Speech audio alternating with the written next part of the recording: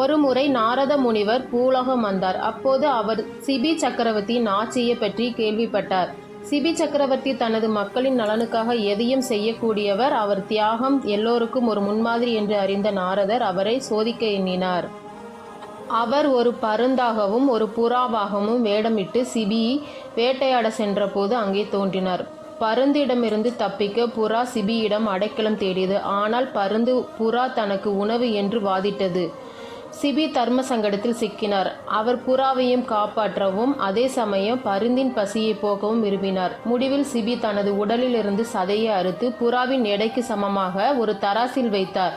ஆனால் எவ்வளவு சதை வைத்தாலும் புறாவின் எடை குறையவே இல்லை. சிபி தனது முழு உடலையும் தராசில் வைக்க தயாரானார். அப்போது நாரதர் தனது உண்மையான உருவத்திற்கு திரும்பி சிபியின் தியாகத்தை பாராட்டி ஆசி வழங்கினார். இந்த நிகழ்வு சிபியின் தியாகத்தையும் தர்மத்தையும் உலகிற்கு விளக்கியது. இந்த வீடியோ பிடித்திருந்தால் சேனலை சப்ஸ்கிரைப் செய்யுங்கள்.